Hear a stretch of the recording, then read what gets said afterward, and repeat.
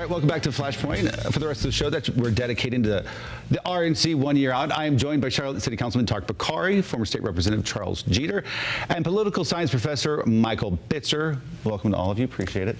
All right, Bitzer, your reaction to what John Lasseter had to say. He's not spoken a lot publicly, so what is your reaction to what he had to say about the RNC? I think certainly this is a monumental logistical undertaking by the city and by the party. I mean, national conventions now are basically TV shows, but the behind-the-scenes infrastructure work, the security concerns, you know, all the issues that associate with bringing basically the President of the United States for a multi-day event is something that has to have a lot of attention to it.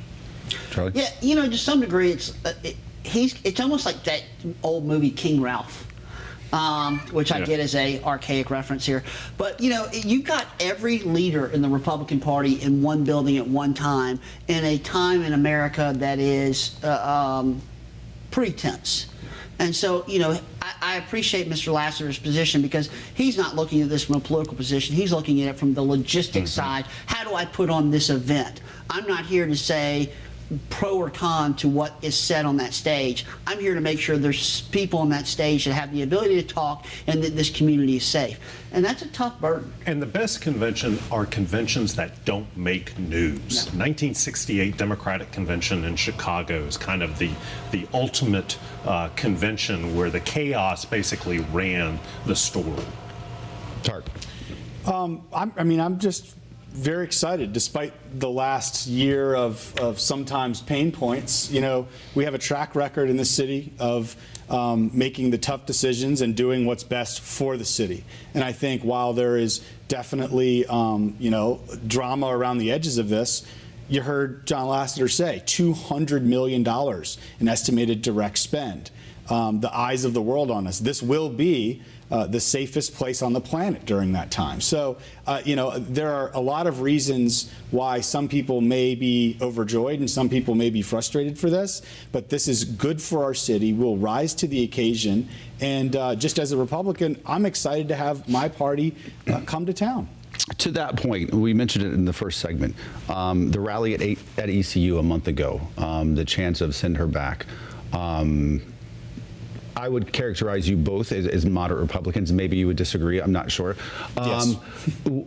What is your reaction to something like that? As two moderates in your party hosting the party here, do you have concerns about the tone that the political discourse might take here in your hometown? We see, and I actually would argue back against the characterization of moderate. I think that today, and I think this goes part and parcel with what you're saying, you can have conservative principles, but if you are pleasant and professional and try to work across the aisle, you suddenly are a moderate, right? And I mean, that's just like, no, that's a decade or two ago, we just said you were a professional, right? Civil. Now you're a moderate because the edges have just gotten so nasty. But I mean, you know, I came out and said it, and I'll say it again multiple times. I hated hearing that send her back chant, right? And we are going to have a lot of public safety here. We're going to be the safest place on the planet.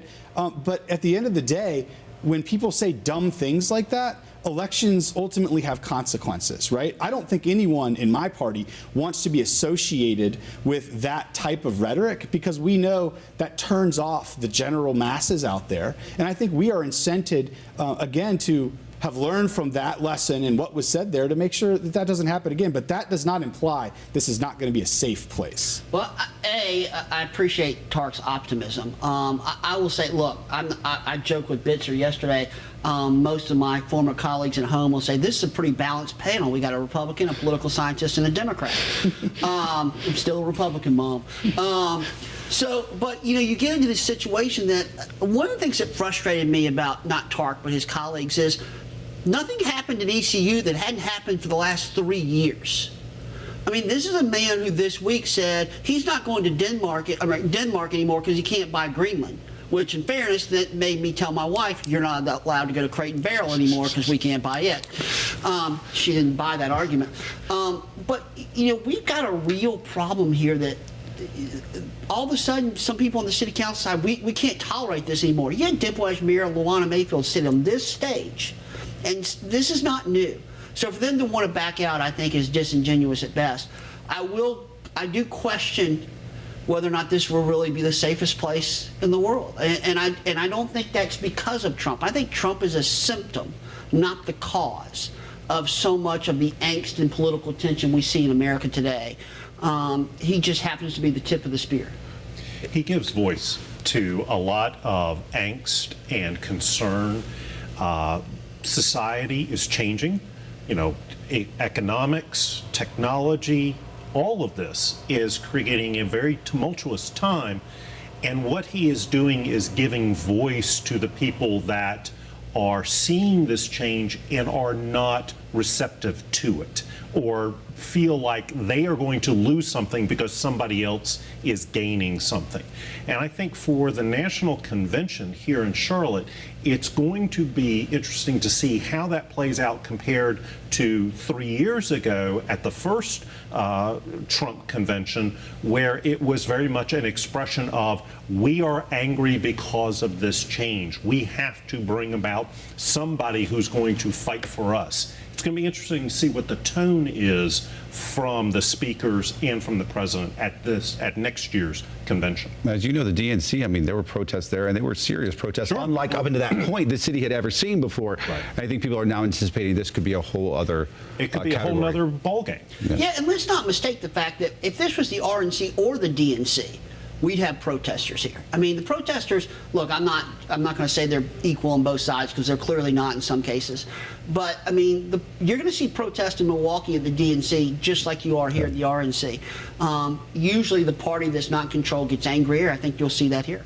Yeah. All right, more Flashpoint after this.